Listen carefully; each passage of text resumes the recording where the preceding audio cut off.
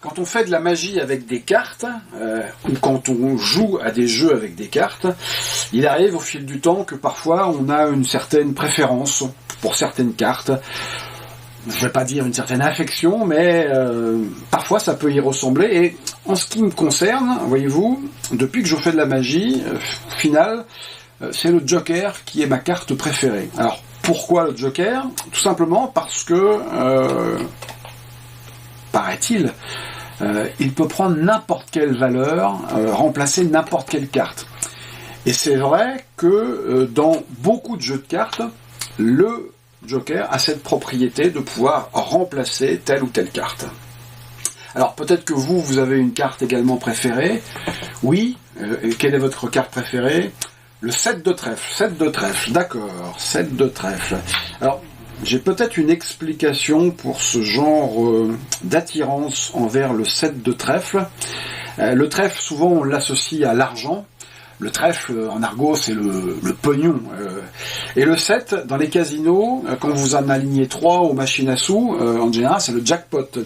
Seriez-vous quelqu'un qui aime l'argent ? Peu importe, ne répondez pas, c'est une question délicate. Vous, quelle est votre carte préférée, si toutefois vous en avez une ?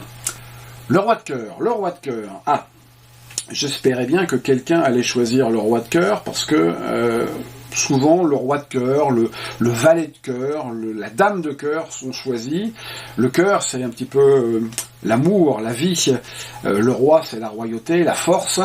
Et donc, le signe du séducteur, de la séductrice. Vous, une carte préférée ? Le 8 de pique. Ah, bon, 8 de pique, c'est la première fois qu'on fait ce genre de choix. Pourquoi le 8 de pique ? Parce que, eh bien, oui, c'est une réponse tout à fait acceptable. Alors, le 7 de trèfle, votre carte, le roi de cœur, votre carte, et le 8 de pique, votre carte, et le joker, ma carte. Et donc, nous allons utiliser uniquement ces 4 cartes. Et alors, dans un premier temps, nous allons utiliser votre carte, le 7 de trèfle. Ensuite, nous allons utiliser votre carte, le roi de cœur. Après, nous allons utiliser le 8 de pique, votre carte. Et bien évidemment, mon joker. Alors, dans un premier temps, nous allons isoler le joker en le mettant face en l'air dans le paquet. Et nous allons le perdre dans le paquet, comme ceci.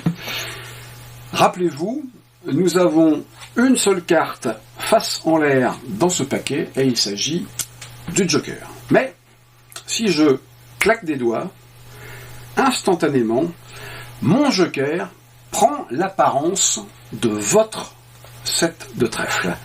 Et c'est hyper bien imité, parce que si vous regardez attentivement, on ne voit pas la différence entre votre 7 de trèfle et le mien, ou plutôt devrais-je dire mon joker, puisque c'est ainsi qu'il a été décidé de le transformer.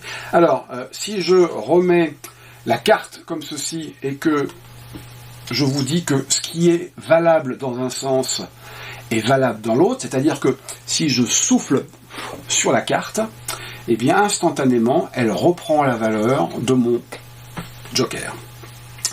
Alors, le joker, nous allons à nouveau le perdre dans le paquet, comme ceci, et je vous réitère le fait que c'est la seule carte qui est face en l'air dans le paquet.